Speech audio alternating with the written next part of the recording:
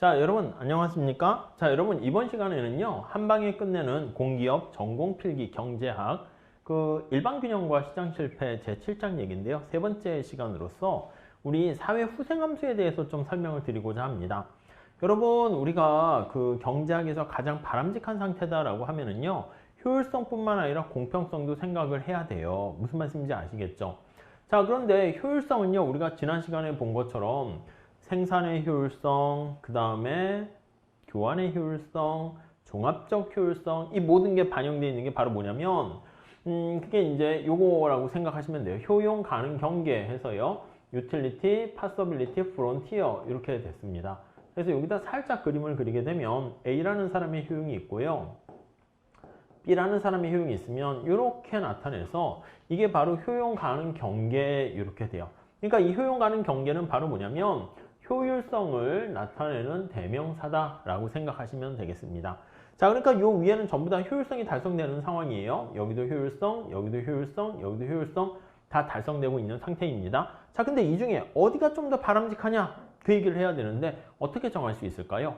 효율성 측면에서는 다 효율적이라니까? 근데 뭐가 바람직한가? 그걸 얘기하려면 우리가 사실은 가치 판단이 들어갈 수밖에 없습니다. 그래서 뭐가 더 바람직한가라고 얘기할 때 여기 보시면 이게 사회 무차별 곡선이라는 거를 나타내려고 합니다.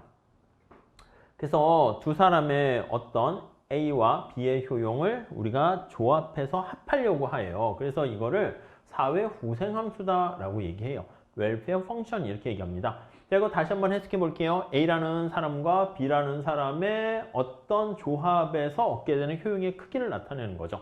우리가 그냥 효용함수랑 똑같다라고 생각하시면 될 것 같습니다. 그래서 얘가 바로 공평성을 암시해요. 그러니까 요 점 있잖아요. 요 점.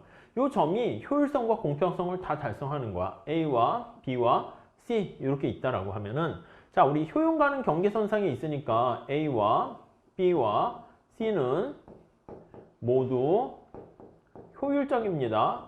이해 가시죠? 효용 가능 경계선상이 있으니까.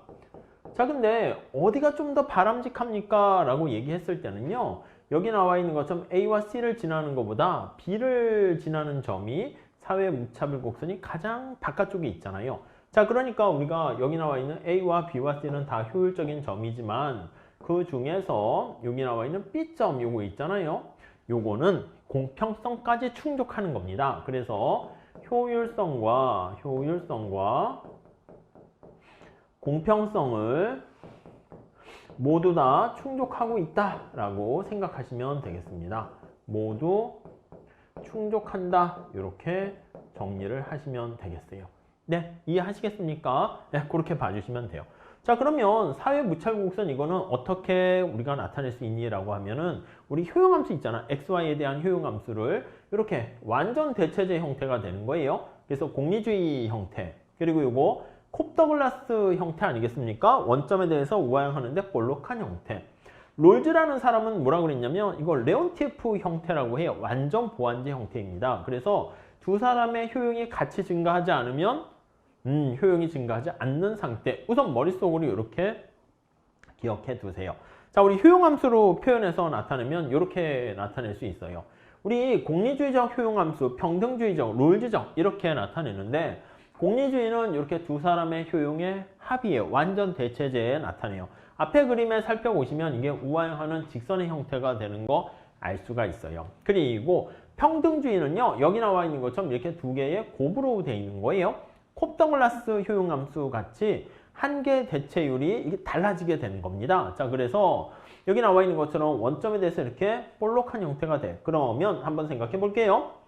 자, 여기 A, B, C점이 있어요. 여기를 A라고 할게요. 그러면 요 점에서의 우리 두 사람의 접선의 기울기가 좀 가팔라요. 그래서 여기 비교해 보시면 C점에서의 접선의 기울기는 3분의 1인데 A점에서의 접선의 기울기는 기울기 가팔라요. 자, 그러면 다시 한번 생각해 볼게요. A에서 B에서 C로 이렇게 갈수록 이거 의미가 어떻게 돼요? 자, 평등주의적 가치 판단에서는요, A에서 B로 가고 B에서 C로 이거 일수로 자, 우선 첫 번째 ABC로 갈수록 A의 효용은 어떻게 돼? 커지는 거잖아. 그래서 A의 효용은 증가하고요, B의 효용은 감소합니다. 이렇게 되는 거 알 수가 있어요. 자, 그러면 접선의 기울기가 우리가 약간 한계 대체율이라는 거 기억나십니까? 자, 그래서 A의 효용이 커지고 B의 효용이 작아질수록 이 뜻은 뭐냐면 A가 점차 부자가 되는 거야. 효용이 높다는 것은요, 우리가 소득이 높다 이렇게 생각하시면 돼. 그렇기 때문에 이렇게 갈수록 A의 소중함 정도는요, 가중치라고도 할 수 있어요. 소중한 정도는 감소한다 이렇게 보시면 될 것 같습니다. 그래서 우리가 정리를 해보면 A, B, C로 갈수록 어떻게 돼요? 여기 나와 있는 소비자 A라는 사람의 효용이 높은 거니까 A의 효용을 감소시켜서 가중치를 작게 둔다. 이렇게 정리하시면 돼요. 아셨죠? 뭐 그 정도만 보셔도 될 것 같습니다. 자, 그 다음에 롤즈는요, 둘 중에 가난한 사람. 그래서 우리가 이거를 최소 극대화 원칙이라는 표현을 쓰게 됩니다. 아시겠죠? 그래서 우리가 요거는 굳이 얘기하면 맥스 이렇게 했는데, 자, 효용함수가 여기 보시면 이렇게 있잖아. 민 이렇게 있잖아. 그래서 민 이렇게 얘기해요. 그래서 이렇게 쓴다라고 하면 이게요, 우리가 뭐라고 쓰냐면 최소 극대화 원칙인데 영어로 쓸 때는 맥스 민 이렇게 써야 돼요. 왜냐면 이게 목적어가 이거야. 둘 중에 가난한 사람의 효용을, 이게 동사예요. 극대화 시킨다는 거야. 근데 우리나라 말로 하게 되면 동사가 뒤에 나오잖아요. 그래서 최소 가난한 사람 효용을 극대화 시킨다 라고 보시면 되겠습니다. 그래서 롤 지을 때는 L자 형태가 돼가지고요, 어떤 한 사람, 이거는 여러분들 완전 보완제 형태에서 많이 봤으니까 따로 설명 안 드릴게요. 레온티프 생사람수가 되는 거잖아. 그래서 어떤 한 사람의 효용이 증가해도 둘 다 증가하지 않으면 효용이 증가가 없는 거야. 여기 보세요. 여기가 둘 다 A와 B의 효용이 1과 1이라고 할게요. 여기 A라고 할까요? 1, 1 이렇게 돼 있어. 근데 이렇게 B가 돼가지고요, A라는 사람의 효용이 증가했어요. 2로. 근데 여기 B라는 사람의 효용은 1로 가만히 그대로 있잖아. 그러니까 A에서 여기서 B이면 이렇게 된다라고 하면은 여기 나와 있는 것처럼 요걸 따라가는 거야. 요걸 따라 이렇게 가는 거죠. 이렇게. 그럼 A의 효용은 증가하잖아. 근데 B의 효용은 가만히 있잖아. 그러면 전체 효용은 어떻게 돼요? 변함이 없는 거야. 그러니까 A, B가 같이 더불어서 같이 잘 살아야 돼. 여기 보시면 이렇게 돼야지. 여기가 C점 같이 이렇게 같이 효용이 증가해야지. A만 효용이 증가하고 B가 효용이 가만히 있으면 이거이면은 효용은 그대로 유지돼 있어요. 사회 전체적인 웰페어는 그대로 가만히 있다라는 걸 알 수가 있습니다. 그 정도까지만 봐주시면 되겠어요. 그래서 이건 롤즈는 그 나라에서 가장 가난한 사람이 전체를 대표하는 거예요. 아셨죠? 서울하고 뉴욕하고 어디가 더 살기가 좋으니? 라고 하면은요, 이 롤즈 방식은 뭐예요? 야, 서울의 대표 나와. 누구냐면 가장 가난한, 어떻게 보면 노숙자가 나오는 거야. 자, 그리고 뉴욕의 노숙자 나와서 둘 중에 힘든 삶을 사는데 누가 더 힘드냐, 이걸로 우리가 평가를 하는 거예요. 그 정도만 잘 봐주시면 되겠습니다.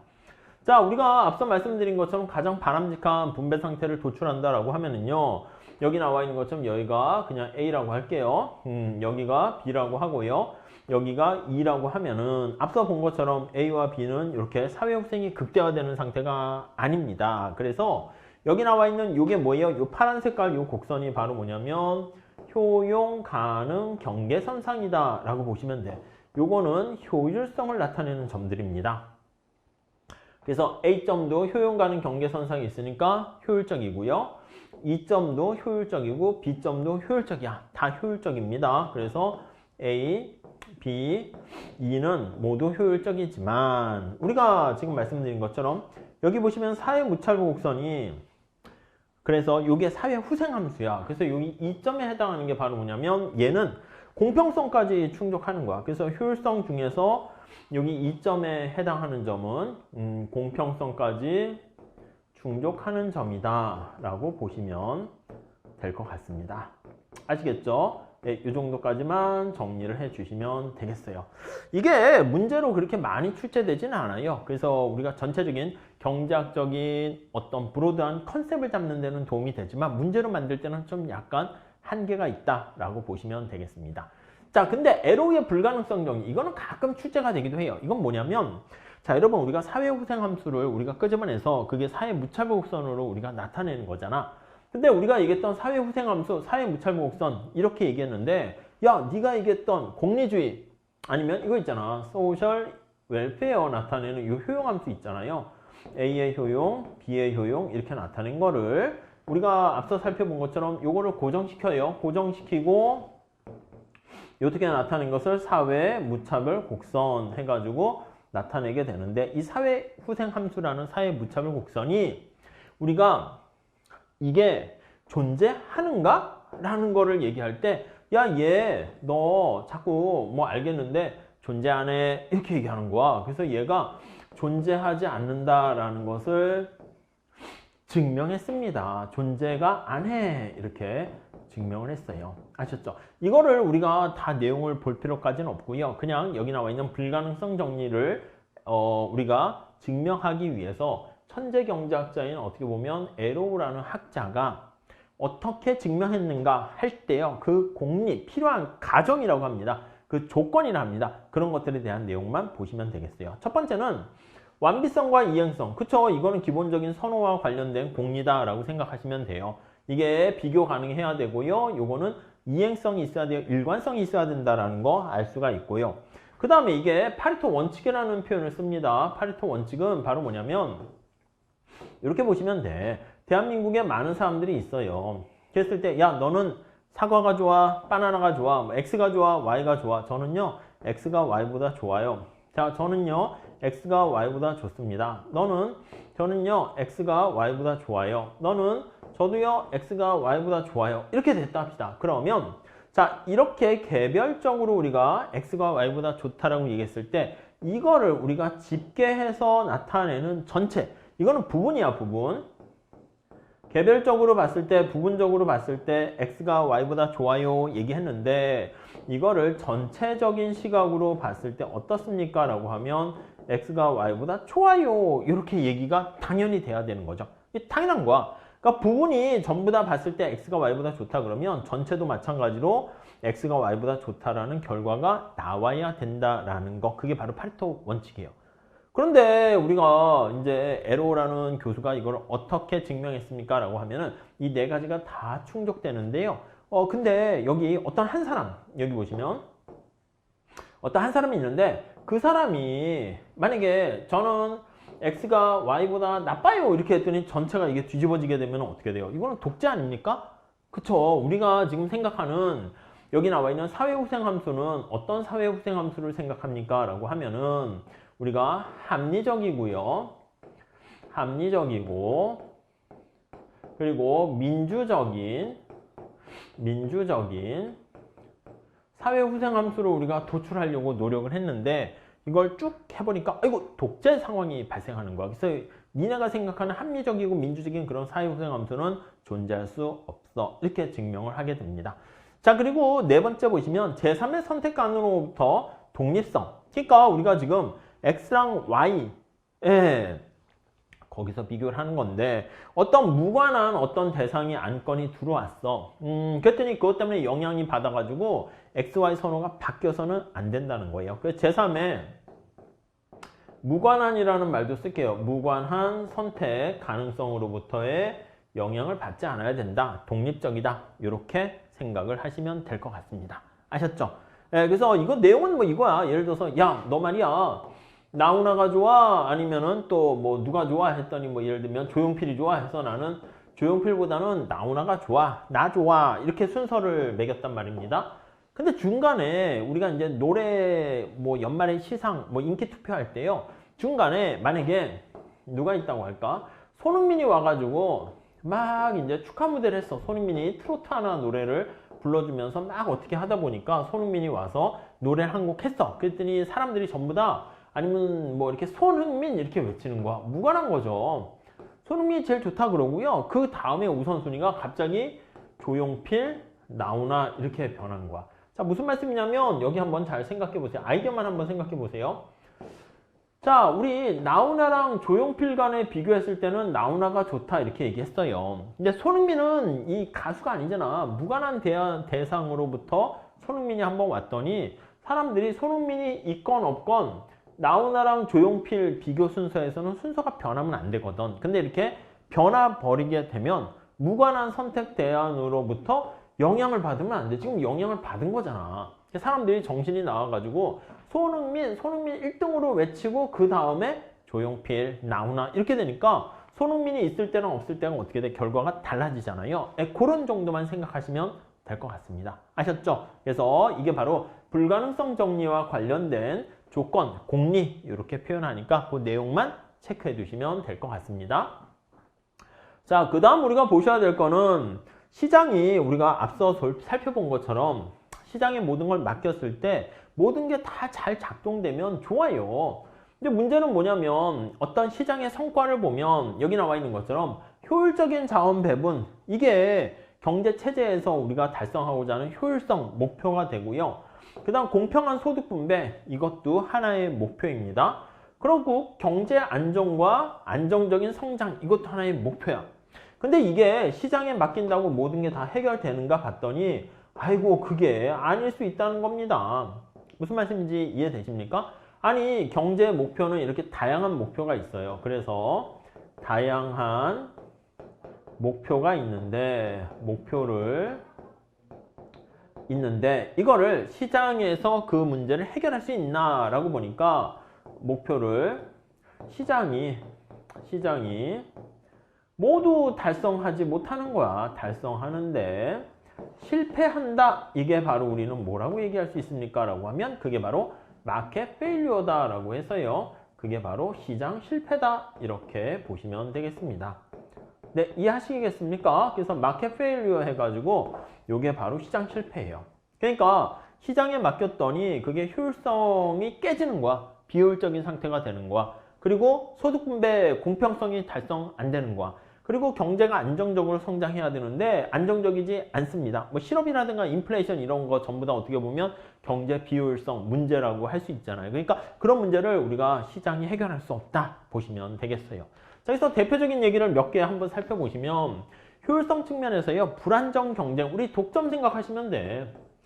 독점이라는 게 뭐야? 불안정 경쟁이기 때문에 이게 낭비가 발생하는 거예요. 그래서 독점은 비효율성인 낭비가 생기는 거예요. 그래서 이게 낭비가 없다라는 게 우리가 효율성인데 낭비가 존재해요. 그렇기 때문에 우리가 시장이 실패했다. 이렇게 얘기할 수 있고요. 다음에 또 하나는 공공재인데요. 우리가 다시 한번 얘기할 건데요. 이거는 공공이야. 퍼블릭이라는 말을 씁니다. 이게 뒤에 다시 할게요. 공동으로 소비할 수 있는 재화를 얘기합니다. 그래서 공동으로 소비할 수 있는 재화, 소비 가능한 재화. 대표적인 게 뭐 국방 서비스라든가 아니면은 등대라든가 이런 것들, 뭐 소방 서비스 그런 것들은 약간 지역적인 측면에서의 공공재인데 이런 것들이 있어요. 근데 얘는 두 가지 특성이 있어요. 이런 것은 어떤 특성이 있습니까? 라고 하면 정부가 생산 공급하는 게 공공재 아니에요. 하나는 비배제성이 있어요. 돈을 안 내면 우리가 시장 경제에서는 야, 너 돈 안 냈으니까 사용하지 마 이렇게 되는데 이 경우는 돈을 안 내도요 배제를 할 수가 없는 거야. 또 하나, 돈 안 내면은요 어떤 사람이 만약에 소비를 하나 더 하게 되면 사적재 같은 경우 어떻게 돼?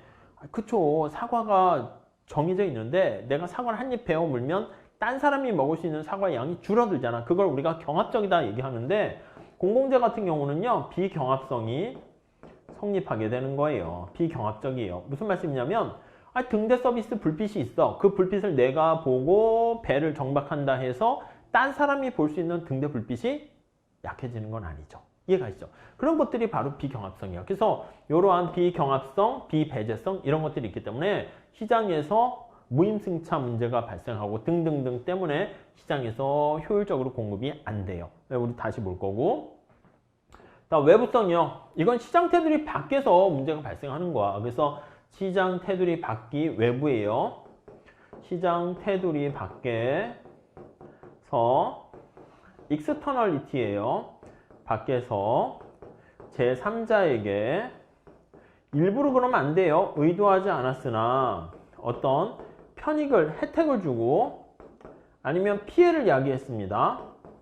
아니, 우리 경제학에서는 공짜가 없잖아요. 어떤 편익을 제공하거나 피해를 끼치게 되면 이게 되었을 때 대가를 주고받으면 그 문제가 해결되는데 대가를 주고받지 않는 상태, 그런 것들을 바로 외부성이라 합니다. 대표적인 게 환경오염이 거기에 해당해요. 자, 이런 환경 오염 같은 것은 우리가 온난화, 온실 효과 이런 것들은 내가 시장 테두리 안에 있으면 뭔가 외부적으로 의도하지 않은 측면에서의 피해를 가하게 되면 대가를 지불해야 되는 건데 일부러 그런 건 아니야. 그러다 보니까 내가 아이고 죄송합니다. 일부러 그런 건 아닙니다. 대가를 지불하지 않죠. 그렇기 때문에 그런 문제가 시장 테두리에서 해결할 수가 없어요. 나 혼자 한다고 뭔가 되는 게 아니라 온 인류가 다 공조해가지고 이 문제를 해결하려고 노력하지 않으면 해결할 수 없는 문제, 시장에서 그게 저절로 내부화시키지 못해서 발생하는 문제를 외부성 이렇게 얘기하고요. 다음 불확실성 같은 경우는 이제 정보가 부족해서 발생하는 경우가 많습니다. 그래서 주로 비대칭 정보 때문에 발생하는 문제에 좀 더 우리가 초점을 맞춰서 분석을 하게 될 거예요. 그래서 정보가 있냐 없냐가 아니라 누구는 정보를 많이 갖고 있고 누구는 정보를 적게 갖고 있어요. 그래서 비대칭 정보 하에 발생하는 문제, 그게 바로 역선택과 도덕적 해이, 이렇게 생각하시면 되겠습니다. 자, 차차 우리가 얘기할 건데 이러한 시장 실패는요, 시장에서 그 문제를 해결할 수 없어. 특히 더 나아가서 실업과 인플레이션 같은 우리 경제적 불안 같은 거는 시장에서 해결하려고 했는데 너무 그게 오래 걸리는 거야. 그러다 보니까 정부가 나서가지고 케인즈 경제학, 거시경제학이 시작이 바로 그게 되는 것이거든. 그래서 정부가 개입할 필요가 있어. 그래서 정부 개입에 필요 조건은 되는 것이지만 그게 충분한 것은 아니다, 이렇게 얘기할 수 있어요. 아니 그러니까 정부가 시장 실패 상황에서는 정부가 개입할 여지가 있어요. 근데 정부가 개입을 하게 되면 효율성을 증진시킬 수 있는데 만약에 항상 그런 건 아니야. 그렇기 때문에 정부 개입으로 인해서 상황을 더욱더 개선시킬 수 있는 경우에 한해서만 정부 개입이 타당하다, 이렇게 얘기할 수 있습니다. 그래서 우리가 이런 얘기를 하는 거야. 충분 조건은 아니다. 시장이 실패하면 정부가 개입할 여지가 있어요. 근데 정부가 개입했다 해서 항상 더 잘 되는 것은 아니다. 아시겠죠? 그건 이제 우리가 정부 실패가 존재하기 때문에 그렇습니다. 자, 그래서 여기 3번에 나와 있는 것처럼 정부가 개입하게 되면요, 오히려 시장의 민간의 자유로운 의사결정에 교란이라는 걸 야기해요. 디스토션을 야기합니다. 세금을 부과하거나 그렇게 되면 초과 부담이 발생하게 되는 것을 알 수 있어요. 이걸 우리가 데드웨이 로스라고 하죠. 그래서 사중 손실이 발생하게 됩니다. 그래서 정부가 무조건 개입한다 해서 만사 오케이가 되는 것은 아니에요. 아셨죠? 그 맥락 잘 보세요. 자, 다시요. 흐름은 이렇게 돌아가요. 시장에 맡기면 효율적이다. 아이고 근데 시장이 제 기능을 잘 못하고 시장이 실패하는 상황이 발생했다. 그럼 정부가 개입을 해야 되네. 근데 정부가 개입했다 해서 만사 오케이가 되는 것은 아니고 오히려 정부의 개입으로 인해서 상황을 더 악화시킬 수 있네. 그게 바로 정부 실패가 발생할 수 있네. 이렇게 끌고 가게 됩니다. 아셨죠?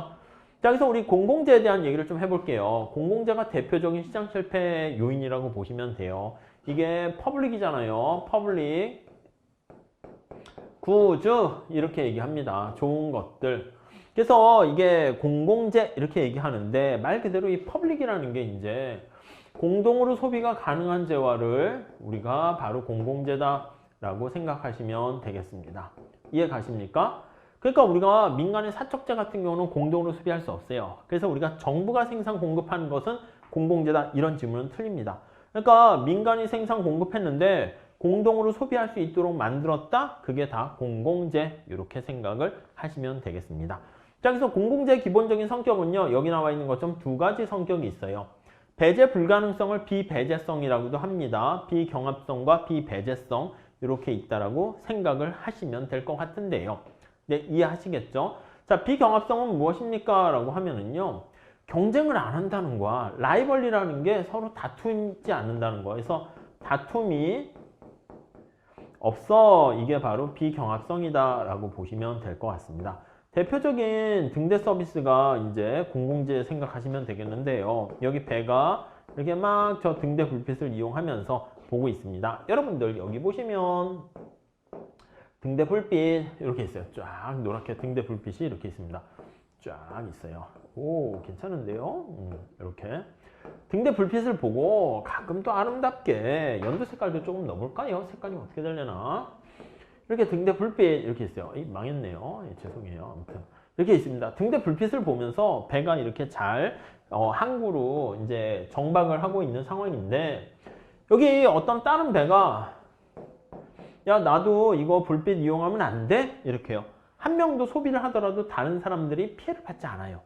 아니 여기 보시면 우리 사과 같은 거 생각해 볼게요. 아까 얘기한 것처럼 사과가 있는데 스티브 잡스가 이만큼 먹었어 사과를. 그럼 제가 먹을 수 있는 사과는 줄어드는 거 아니겠습니까? 서로 다퉈요. 이렇게 다툼이 있어요.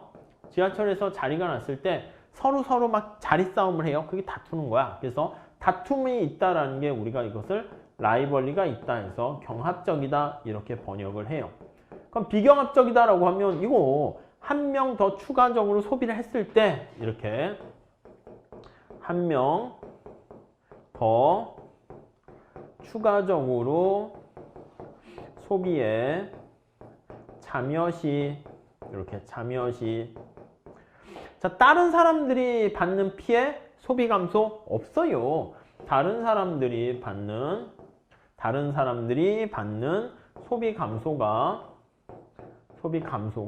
없어 이렇게 그러니까 서로 다투지 않는 거예요. 싸우지 않는 거예요. 이해 가시겠죠? 네, 그렇게 보시면 되겠습니다. 그 다음에 배제 불가능성은 뭡니까? 라고 하면요. 이 사람이 돈을 안 냈어. 우리가 사과 같은 거는 어떻게 됩니까? 돈 안 내면 구입할 수 없어요. 돈 안 내?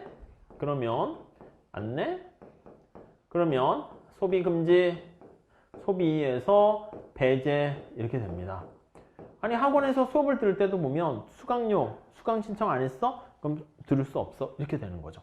근데 이런 공공재 같은 경우는 이 사람이 돈을 안 냈어. 그러면 야 너도 소비 못해 라고 할 수 있는데 국방 서비스도 마찬가지고요. 근데 이 사람이 한 명 더 몰래 이렇게 왔는데 야 너 등대 불빛 이용하지 마. 하늘의 별 등대 불빛 국방 서비스 전쟁이 안 일어나면 우리가 탱크와 미사일의 그 혜택을 보는 거잖아. 근데 이 사람이 한 명 더 소비에 참여하더라도 딴 사람들이 야 너 나가 이렇게 할 수가 없는 거예요. 무슨 말씀인지 아시겠죠? 이 두 가지 특성을 다 갖추고 있는 경우를 우리가 바로 공공재다 그렇게 얘기를 합니다. 자, 이 두 가지를 다 갖추고 있는 경우를 순수한 공공재라 하고요. 여기 나와 있는 것처럼 이렇게 순수 공공재는요. 자, 왼쪽으로 갈수록 배제 가능성이야 이쪽이. 그래서 왼쪽으로 갈수록 배제가 불가능합니다. 여기 경합성 위로 갈수록 경합적이니까 비경합적입니다. 그래서 영역을 이렇게 나눠서 표기를 한번 해보도록 할게요. 자, 여기를 이렇게 나눴어요. 뭐 이렇게 나눴어요. 그러니까 이쪽 영역에 해당하는 게 뭐다? 공공재에 해당한다 라고 보시면 돼요. 그래서 공중위생이나 국방서비스나 경찰서비스 같은 게 바로 공공재에 해당하고요. 그 다음에 여기 영역에 해당하는 거 있잖아. 여기 영역에 해당하는 거. 이쪽에 해당하는 게 바로 뭐예요? 그렇죠. 사용재에 해당하는 거야. 그러니까 의료 서비스라든가 공원 이런 것들. 의료 서비스는 어떻게 돼? 내가 만약에 공공의료가 아니면은 돈을 안 내잖아요? 그러면 병실에서 내가 침상을 사용하고 있었는데 병실 나가주세요 이럴 수밖에 없다고요. 그리고 내가 좋은 의사 선생님한테 검진을 받아 무료로 막 새치게 해가지고 그렇게 되면은 딴 사람이 받을 수 있는 의료 서비스를 내가 낚아채기 한 거죠. 무슨 말씀인지 아시겠죠? 자, 그리고요 이 중간에 위치한 영역 있잖아요. 지금 살펴본 것처럼 여기 중간에 위치한 여기 연두 색깔로 된 부분 그래서 요 영역은 어떻게 돼요? 배제는 불가능하지만 경합성이 존재하는 거에 있어 약간 혼잡한 무료도로 약간 좀 이쪽으로 더 빼도 될 것 같긴 한데 혼잡해 그러니까 혼잡하다라는 게 혼잡 밑줄 치세요. 그게 바로 경합적이다 이 뜻이에요. 그리고 이제 무료도로야 무료도로 그러니까 혼잡한 무료도로 하게 되면은 이쪽 영역에 해당하는 게 이렇게 한번 보도록 할게요. 펜 해가지고 이쪽 영역에 해당하는 게 바로 뭡니까 라고 하면 혼잡하다는 게 경합성이 있다라는 거예요. 그래서 무료 도로 이렇게 되는 것이고 자 얘를 이쪽으로 옮겼다 합시다. 얘를 이쪽으로 가면 혼잡한 무료 도로 하면은 혼잡성이 있으니까 경합성이 있으면서 무료이기 때문에 배제를 못하는 것이고요. 이쪽이다라고 하면 이건 어떻게 돼요? 약간 사용자에 가까운 거야. 그래서 이 영역은 혼잡한 고속도로 한번 생각할게요. 고속도로. 자, 고속도로는 톨비를 내야 되잖아. 무료가 아니라 유료란 말입니다. 혼잡해요, 혼잡해. 그러니까 경합성이 있다. 이렇게 생각하시면 될 것 같습니다. 자, 그리고 마지막으로 하나 더 체크해 볼게요. 이쪽 영역은 어떻게 됩니까? 검정 색깔로 할게요. 너무 센가? 여기. 아이고, 다행이네. 형광펜으로 안 했네요. 자, 여기 영역을 한번 볼게요. 여기는요, 어떻게 돼요? 여기는 배제가 가능해. 돈 안 내면 이용 못해. 이렇게 하는 거야. 근데 경합성은 없어요. 그쵸? 내가 이용한다 해서 딴 사람이 피해받는 건 아닙니다. 그래서 뭐 소방 서비스 돈 안 내면 미국 같은 데는 아예 소방 서비스 혜택을 보지 못해. 여기 쫙 이렇게 영역이 있는데 여기 있는 집은요 돈을 냈어. 소방비를 냈어. 그래서 만약에 불 나게 되면은 불을 꺼주는데 여기 있는 건물은요. 돈을 안 냈어요. 그래서 불이 나고 있습니다. 여기 불이 났어요. 불이 났어요. 이렇게 와 불이 났어요. 자 그러면 이게 소방서가 와가지고요. 불을 진화해 줘야 되는데 진화를 해주지 않습니다. 무슨 말씀인지 아시겠습니까? 불 나도 돈 안 내면 야 너 불 안 꺼줘. 이렇게 되는 거야. 그렇기 때문에 이쪽에 속해 있고요. 하나만 해볼게요. 등대 서비스는 왜 여기 있을까요? 등대 서비스는 등대 서비스 이거 그쵸? 우리가 아까 얘기했던 등대 이렇게 나타낸 거는 누가 이 등대 불빛으로 해가지고 이렇게 막 해서 배가 막 그렇게 합니까? 요즘은 그런 건 아니죠. 이제 비행기와 자동차도 내비게이션 있는 것처럼 어떤 배 같은 것도요. 이렇게 내비게이션을 장착을 하게 되면은 그걸 가지고 주파수를 통해 가지고 바닷길을 이렇게 쫙 안내를 해줘요. 그 길 따라 가게 되면 안전하게 갈 수가 있도록 만들어 주는 거죠. 그러니까 이게 등대 서비스가 있으면 어떤 특정한 지금 얘기했던 내비게이션 같은 거를 장비를 정확하게 장착한 그러한 배는요, 진짜 이렇게 불빛으로 반짝반짝, 이거는 지금 요즘 이 안에 가서, 사진 찍으라고 이제 우리가 하는 거지. 사실은 지금 같은 상황에선 그렇게 하지 않는다니까. 그러다 보니까 여기 등대 서비스 있는 거는 바로 어떻게 됩니까? 옛날 등대는 여기라니까.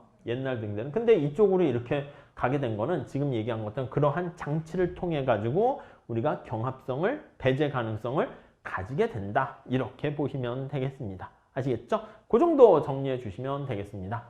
자, 그 다음에 공공재 같은 경우에는 우리가 이제 계산 문제가 출제될 가능성이 있는데 공공재 최적 수준은 어떻게 결정합니까? 라고 하면요. 사용재 같은 경우는 우리가 저 앞에 수요 공급에서 했거든요. 여러분, 사용재 같은 경우에는요. 소비하는 양이 다 동일하다라는 거에 초점을 맞추실 필요가 있어요. 아니 제가 사과가 시장에서 얼마 가격에 결정되면 완전 경쟁 시장에서 모든 소비자들이 그 물건을 구입할 때 가격이 똑같이 정해져 있어요. 그래서 우리가 이렇게 되는 거죠. A가 직면하는 가격과 B가 직면하는 가격과 시장 가격은 이렇게 동일하게 돼요. 자, 가격은 다 동일하지만 주어진 가격에 대해서 소비하는 양은 달라요. 사과를 좋아하는 사람은 소비를 더 많이 하고요. 싫어하는 사람은 소비를 적게 합니다. 자, 그래서 여기 나와 있는 것처럼 모든 소비자는 동일한 가격에 직면하는데 소비하는 양이 다릅니다. 이해가 가시겠습니까? 자, 그래서 시장 전체 소비량은 마켓 전체 소비량은 어떻게 됩니까? 라고 하면은요. A가 소비하는 양과 B가 소비하는 양을 합하면 이게 바로 시장 전체 수요량, 소비량이 된다라고 보시면 돼요. 그래서 이거는 우리가 어떻게 됩니까? 라고 하면요. 자, A라는 사람이 있고요. B라는 사람이 있어요. 이거 우리 앞에 수요 곡선 거기 파트 다시 보세요. A의 수요 곡선이 있고요. 여기 B의 수요 곡선이 있어요. 그럼 시장 전체 수요 곡선은 어떻게 됩니까? 이거 두 개를 합하는 거잖아. 이걸 두 개 합하게 되면 가격이 만약에 100원 이렇게 있을 때 A가 점점점 5개를 사려고 해요. 가격이 100원일 때 B가 3개를 사려고 해요. 자, 그러면 시장에서의 가격이 100원이라고 하면 시장에서의 가격이 100원일 때 몇 개가 팔리겠습니까? 사람이 2명만 있다라고 하면 여기 나와 있는 것처럼 A가 5개 사려고 그러고 B가 3개 사려고 하고 그래서 8개가 팔린다. 이렇게 정리하시면 되겠어요. 이게 바로 수평으로 합하는 거예요. 아시겠죠?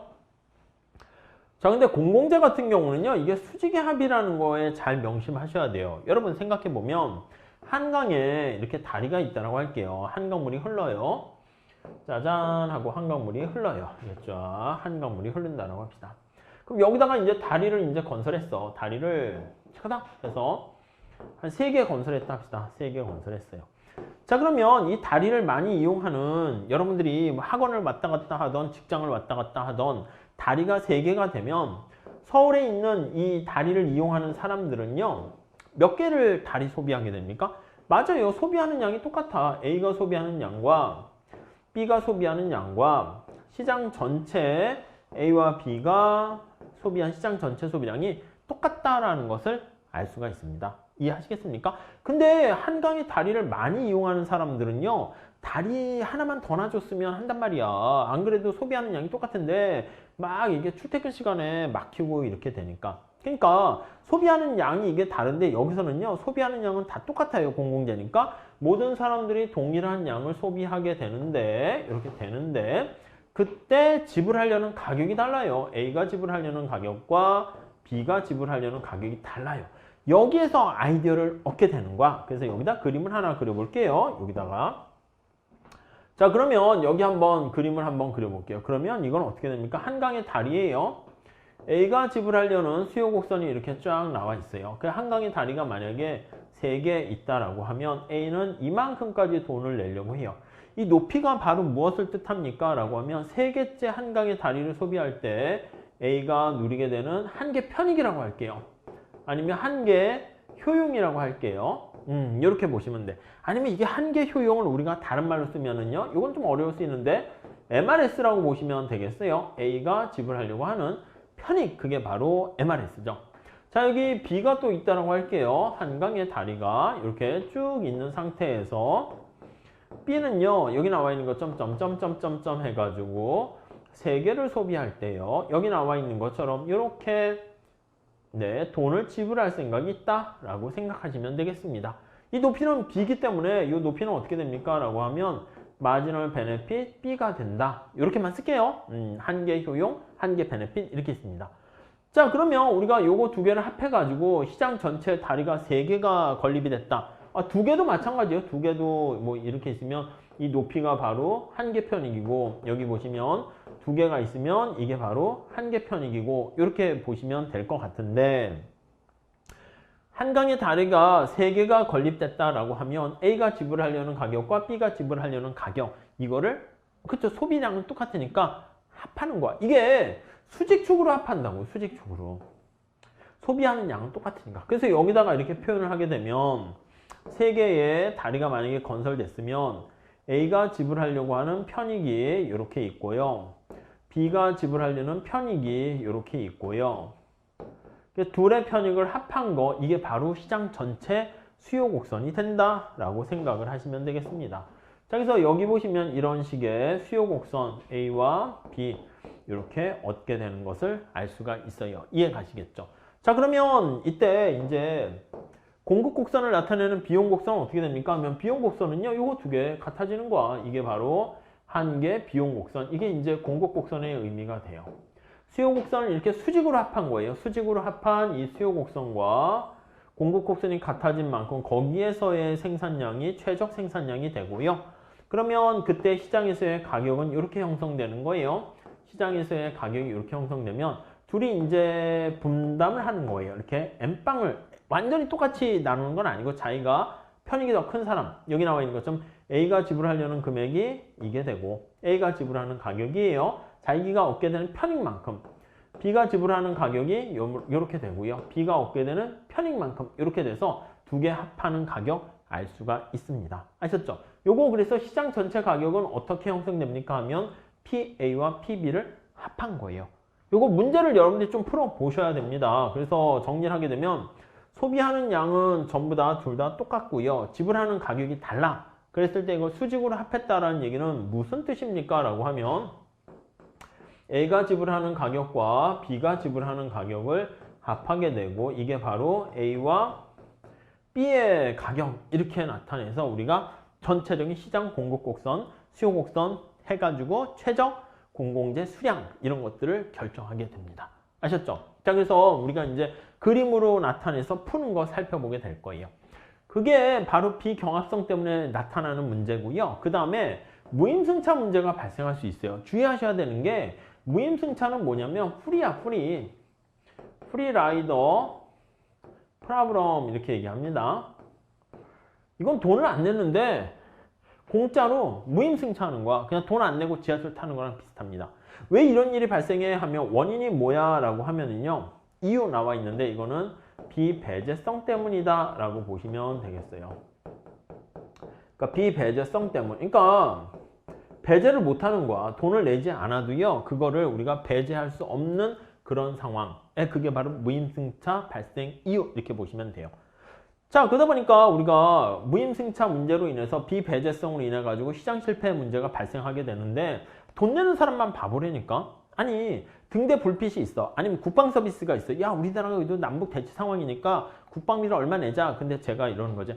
전 필요 없어요. 전쟁 나면 나는 거고 뭐 죽으면 죽어버리죠. 해가지고 그냥 저는 국방비를 안 냈어. 근데 다른 사람들은 전쟁이 나면 안 되니까 그걸 예방하고 방어하기 위해서 탱크 미사일 같은 거 우리가 샀어요. 근데 전쟁이 안 나고 있어. 저는 어떻게 되죠? 돈 안 냈는데 어떻게 돼? 전쟁이 안 나면 그 혜택을 그대로 보는 거예요. 그러니까 돈 낸 사람도 혜택 보는데 돈 안 낸 저도 혜택을 보는 거야. 그럼 돈 낸 사람만 바보지. 야, 쟤봐. 쟤는 돈도 안 냈는데 전쟁이 안 일어나니까 그 혜택을 고스란히 보내. 이해가시죠? 무슨 말씀인지. 예, 그렇게 되는 거예요. 그러다 보니까 이 비배제성 때문에 우리가 발생하는 게 바로 무임승차 문제다라고 보시면 되겠습니다.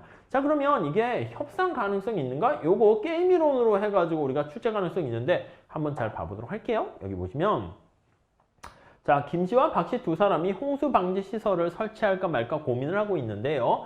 각자 천씩 부담하거나 전혀 부담하지 않을 수가 있다 합시다. 그러면 김씨가 부담할 수 있고 부담 안 할 수 있고 박씨도 부담할 수 있고 부담 안 할 수가 있어요. 이해가시죠?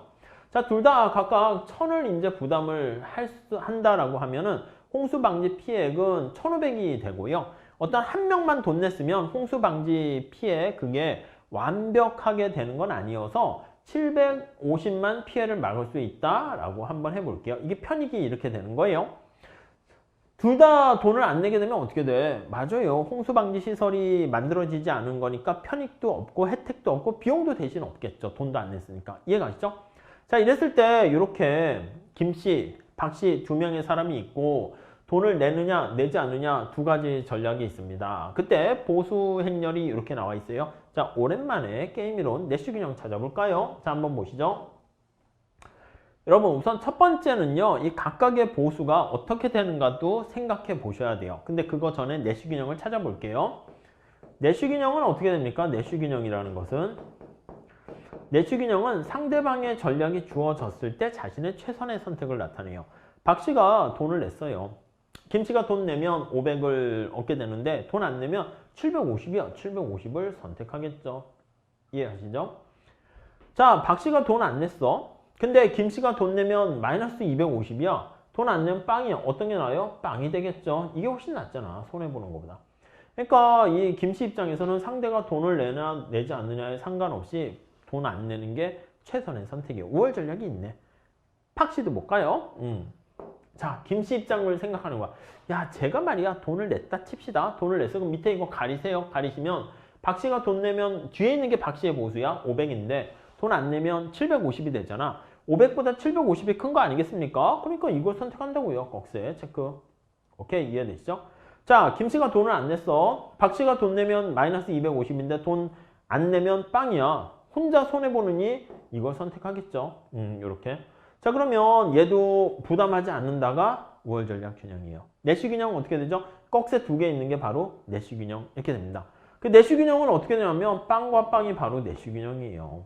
근데 이게 협상 가능성이 있습니까? 있지. 만약에 둘이 지금 서로 상대방을 신경 쓰지 않아서 죄인의 딜레마랑 똑같은 상황이 되는 거예요. 그래서 빵빵 됐는데 자, 이런 내시균형 상황에서는 파레토 개선이 가능한가? 라고 한번 생각하시면 가능한가?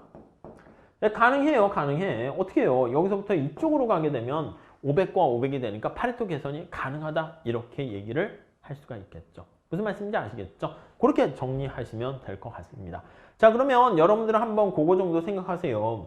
그래서 지금 협상 가능성 여지가 있는데 여기 나와 있는 것처럼 여기가 왜 500이 됐니? 그거 한번 볼게요. 한번 간단해요. 자, 한번 보시면 홍수방지 시설을 김씨도 돈 내고 박씨도 돈을 냈어. 둘 다 같이 냈어. 그러면 홍수방지 피해를 막았어요. 얼마의 편익이 발생했어요? 여기 1500이 발생한 거 아니야? 1500의 편익을 얻게 됐는데 자, 김씨에 얻게 되는 보수야. 김씨가 돈을 냈어. 얼마라고요? 돈 1000을 냈어. 각자 1000을 부담했어. 그러니까 1000을 부담하게 되니까 500 이렇게 보시면 되겠습니다. 자, 요건 어떻게 돼요? 요거 마이너스 250 어떻게 나오나 보세요. 자, 이거는 박 씨가 돈을 안 냈어. 김 씨가 혼자 돈을 냈단 말이야. 여기 한번 보시죠. 박 씨가 돈을 안 냈어. 근데 김 씨가 혼자 돈을 냈어. 홍수 방지 시설이 만들어졌는데 완벽하게 만들어진 건 아닙니다. 그래서 여기 보시면은 750만 피해를 막아낼 수가 있어. 그래서 이때는 편익이 어떻게 됩니까? 하면 750만큼 네, 홍수 방지를 피해를 막을 수 있게 된 거예요. 근데 비용은 제가 돈 안 냈어. 박 씨는 돈 안 냈는데 김 씨 혼자 돈 냈단 말이야. 얼마 내야 된다고? 1000을 부담하는 거지. 1000을 부담하게 되니까 어떻게 됩니까? 그쵸? 마이너스 250의 혜택을, 이 혜택이 아니지 피해를 받게 된 거야, 혼자. 그쵸? 그래서 여기 이렇게 쓴 거예요. 그래서 첫 번째는 무임승차 문제가 왜 발생했니? 비배제성 때문에 발생했다. 비경합성 때문에 발생한 거 아닙니다. 두 번째, 오케이, 알겠어. 자, 그러면 말이야. 이렇게 보수가 되었을 때 내시 균형은 어떻게 되니? 둘 다 부담하지 않는 게 내시 균형이 되는 겁니다. 파레토 개선 가능성이 있습니까? 있습니다. 둘 다 협조를 하면 돼요. 근데 왜 이런 상황이 됐니? 똑같습니다. 우리가 죄인의 딜레마에 빠진 상황이다 라고 생각을 하시면 될 것 같습니다. 네, 이렇게 정리하시게 되면 공공재와 관련된 최적 공급 생산은 수직으로 합한다. 그건 비경합성 때문이고요. 여기 무임승차 문제가 발생할 여지가 있다. 이거는 비배제성 때문이다 라는 거 이해하시면 되겠습니다. 자, 그래서 우리가 시장 실패 많은 요인들 중에서요.